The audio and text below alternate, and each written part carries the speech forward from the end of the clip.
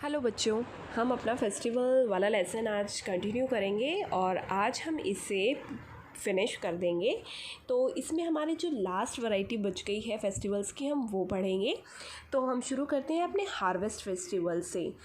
वैसे तो आप सभी जानते हो हमारा देश जो है वो किसानों का देश कहलाता है, यानी कि आज के समय में भी हमारे यहाँ बहुत सारे फार्मर्स हैं और लोग खेती करके अपना जीवन यापन करते हैं।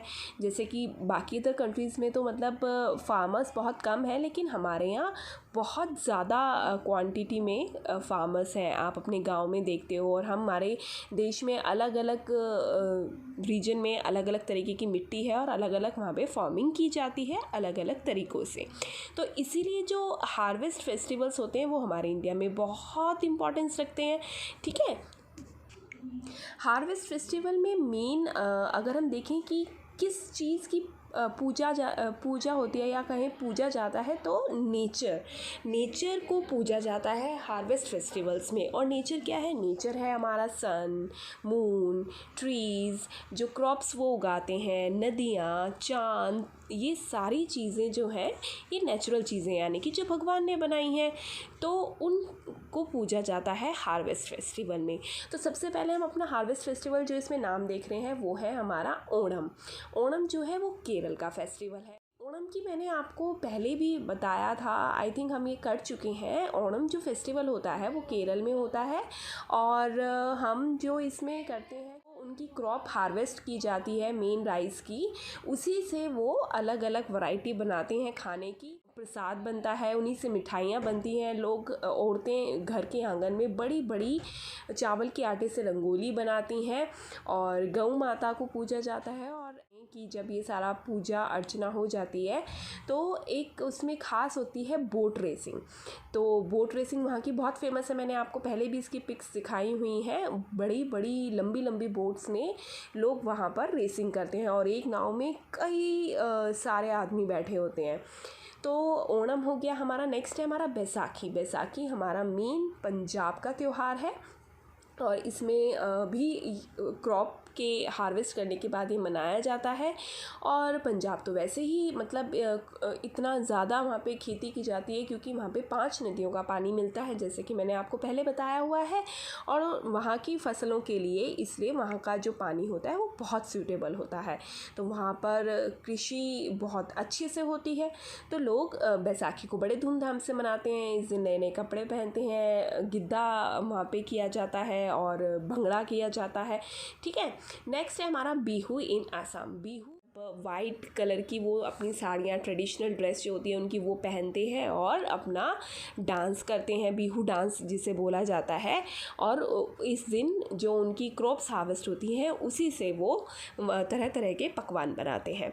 These festivals are celebrated in the mid of April. ये जो फेस्टिवल जिनकी हमने बात करी ये मिड ऑफ अप्रैल यानी कि अप्रैल के बीच में मनाए जाते हैं। इनके अलावा नेक्स्ट है हमारा Sarhul in Jharkhand at the time of Baisakhi. जो बैसाखी मैंने अभी बताया हम सेलिब्रेट करते हैं पंजाब में, उसी समय उसी टाइम पीरियड के दौरान सरहुल मनाया जाता है। कहाँ पर? हमारे झारखंड स्टेट में।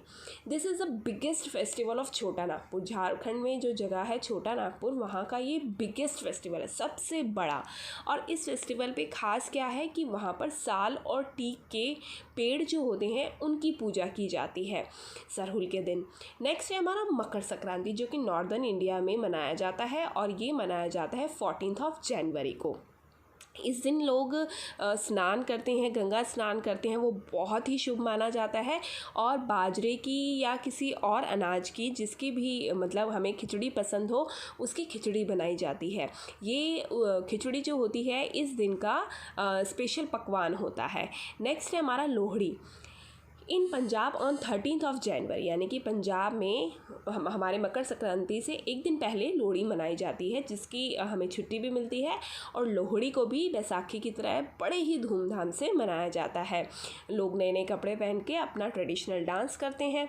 This day is celebrated as Til Sankranti in Bihar and Pongal in Tamil Nadu. और ये जो लोहड़ी का दिन है, ये जैसे कि मैंने आपको बताया कि हर स्टेट में अलग अलग तरीका होता है त्यौहार को मनाने का, और वो अपना अलग अलग नाम दे देते हैं। तो जो बिहार है वहाँ पर इसे तिल संक्रांति के नाम से बनाया जाता है। और इस दिन वो विशेष रूप से तिल की बनी डिशेस बनाते हैं और उनका सेवन करते हैं। नेक्स्ट है हमारा पोंगल, जो तमिलनाडु में मनाया जाता है इसी दिन, जिस दिन हम लोग पंजाब में लोहड़ी और बिहार में तिल संक्रांति मनाते हैं।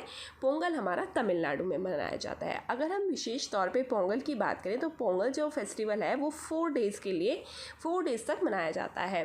सन इज़ वर्शिप्ड, इसमें जैसे हमने अभी बात की थी कि साल और टीक के पेड़ों की पूजा होती है, तो पोंगल के दिन सूर्य देवता की पूजा होती है। जैसे छठ हमारा एक और फेमस त्यौहार है बिहार का, वहाँ पर उस दिन भी सन की पूजा की जाती है। तो ऐसे ही पोंगल में भी सन की पूजा करते हैं। खीर इस दिन बनती है किससे, जो उनके राइस की क्रॉप्स हार्वेस्ट होती हैं उसी से वो खीर बनाते हैं और उसका सेवन करते हैं। On the last day people go for a picnic, और ये उनका सबसे एंटरटेनिंग पार्ट होता है फेस्टिवल का कि 4th डे जो होता है उनका, वो उस दिन सारी फैमिली मिलके पिकनिक के लिए जाती है। तो हमने अपने सारे फेस्टिवल्स जितना हमारा टेक्स्ट बुक में दिया हुआ था ऑलमोस्ट सारे हम कवर कर चुके हैं, और हमने जिसमें अपने नेशनल फेस्टिवल्स पढ़े और हमारे रिलीजियस एंड कल्चरल फेस्टिवल्स पढ़े, और आज हमने अपने कंप्लीट करे हार्वेस्ट फेस्टिवल्स। तो जैसा कि आप सभी जानते हैं कि मैंने स्टार्टिंग में बताया था, फेस्टिवल्स हमारे जीवन में खुशियाँ लेकर आते हैं। और क्या इंपॉर्टेंस है फेस्टिवल की, हम एक बार देख लेते हैं।